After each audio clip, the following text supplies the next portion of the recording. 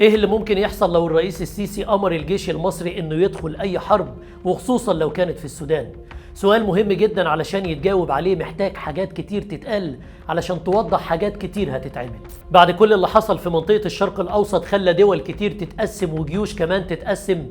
ركز الجيش المصري على تأمين البلد من كل الجوانب في البر والبحر والجو، وابتدينا نشوف مناورات بتحصل لأول مرة في أقل من 3 سنين لا تقل أهمية أبدا عن حرب 73. وكأن مصر بتبعت رسائل للعالم كله وبتقول له مصر مش مركزة بس في مشاكلها الداخلية، لكن مركزة كويس قوي في كل حاجة بتحصل حواليها، وبالتحديد على حدودها، وبالذات كمان من السودان اللي كل يوم مشاكلها بتزيد أكتر من الأول ومحدش عارف هتوصل لفين. وده اللي حصل في العملية صقر 204 لما أمر الرئيس السيسي بأن الجنود المصريين المحتجزين في السودان لازم يرجعوا فورا على مصر بأي شكل ومن غير خدش واحد. وفعلا بتوصل 3 طيارات عسكرية مصرية لحد هناك بالتعاون مع القوات المسلحة السودانية وبالتنسيق مع الصليب الأحمر.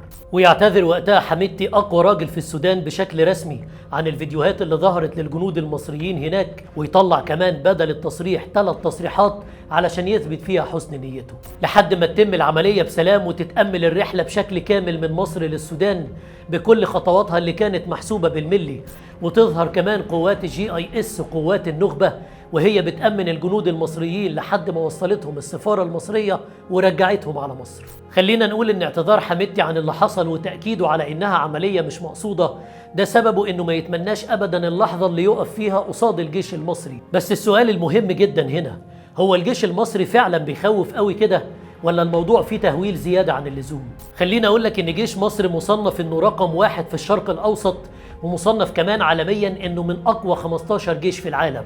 ده غير كمان اسلحته المتنوعة اللي من اهم واقوى دول العالم، وبتيجي كمان في المرتبة الثالثة بعد اسرائيل وتركيا. وخصوصا كمان ان القوات الجوية في الجيش المصري تعتبر جيش لوحدها منفصل عن الجيش كله. يعني لك ان تتخيل ان الجيش المصري بيمتلك اهم مقاتلات جو على مستوى العالم، زي مثلا طيارات F-16 الأمريكية وطيارات ميغ 29 الروسية ورافال الفرنسية. ده غير كمان أنظمة صواريخ دفاع وهجوم، وحط جنب كل دول مئات من الطيارات الحربية والهليكوبتر.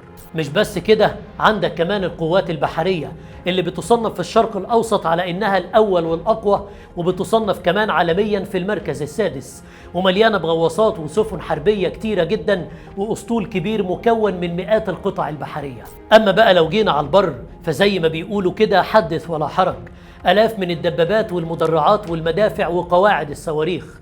وفوق كل ده عدد الجنود في الجيش المصري اللي بيوصل لحوالي 1.5 مليون ما بين أساسي واحتياطي. فلو جينا فرضنا بقى إن نص الحاجات اللي قلناها دي كلها زائد كمان نص عدد الجنود دخل في حرب مع السودان، هتكتشف إن الجيش المصري هيواجه قوات الدعم السريع اللي عددهم كله على بعضه ما يكملش تقريبا 50,000 جندي. خصوصا كمان إن الجيش السوداني النظامي بيدخل معارك معاهم، ومصر دايما بتدعم استقرار السودان. علشان كده حميدتي دايما بيعمل لمصر 1000 حساب. كل اللي حصل ده يعرفك إن الحرب مش بالدراع والقوة، مش بالعضلات، ومش لازم أبدا في كل وقت الرصاص هو اللي يتكلم. بس في نفس الوقت لازم تعرف كويس جدا وتتأكد إن الحق من غير قوة تحميه هيخليك ملطشة لأي حد، وممكن كمان يوصل بلدك إنها في يوم من الأيام تتقسم وما تبقاش عارف تعمل إيه. علشان كده احمد ربنا دايما على نعمة الجيش اللي لسه جيش، وبص كتير حواليك على البلاد والجيوش اللي اتقسمت علشان تعرف كويس قوي إيه اللي حصل فيهم ووصلوا لحد فين.